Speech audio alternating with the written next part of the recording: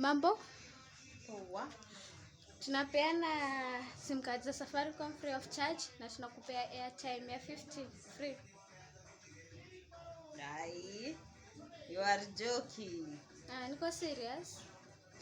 SIM card for free na airtime ya 50 for free pia? Eh. Umekuja right on time basi. Ni kama umejua sina kakitu. Unataka SIM card? Sasa na hapo kwa kutaka SIM card. Kuko na another agenda hidden. So mimi niko hivi. Naweza chukua SIM card ine. Naweza chukua. Alafu instead ya kuniwekea credit. Yo SIM card ine ni 50 credit. Hiyo 200 unipe ikiwa cash. Sitaki credit juu mi kuanga sipigi simu. Kuanga napigiwa. So unaona I don't need the credit. Lakini niko na shida ya 200. So si hiyo inaweza ni help. Customer yezi enda hivyo. Lazima tukupe kwa airtime. Si bora ni unipe hiyo 50. Si ni 50 ikikuwa credit ikikuwa tu pesa si ni 50. Na tunapeana ikiwa airtime si ikiwa pesa cash. Sasa wewe ni mambo gani hizi umeanza na venye nilikuwa nimefurahia. Customer ni vile kunaendanga, lazima tukupe ikiwa airtime, atupeanangi ikiwa pesa. Ina M-Pesa basi, juu bado itakuwa kwa hiyo laini. M-Pesa naweza jaribu niende nitoe.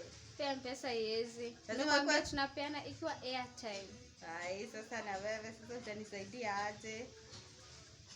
Hapo unaona nikisaidika aje na niko na kashinda ka 200.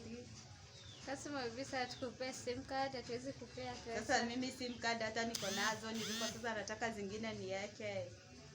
In case moja ikipotea natumia hiyo ingine. Sasa juu credit nayo I don't need it.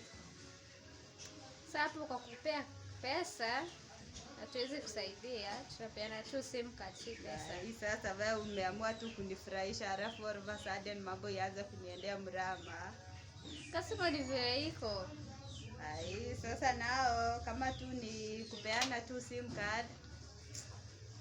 Nilikuwa tu naichukua juu ya pesa. Otherwise kama ni hivyo tu sidhani kama ningechukua. Nilikuwa sasa nimeamua kuchukua ndio nipate hiyo 200. Kwa customer tupeane ikiwa pesa. So kwa kazi si bado wataona umepeana rensine. Hapana. Airtime lazima nikuwekee ili reflect kwa. Ikifika hapo basi. Sioni kama tutasaidiana basi. Sawa. Mimi nilikuwa nataka hizo SIM card juu ya pesa. Na kama sasa pesa haipatikani, pia wewe hizo SIM card zako acha tu niachane nazo. Sawa customer, siku nyingine. Sawa. Na uende uulize kama mtu anaweza peana in cash. Next time ukikuja uko ukijua.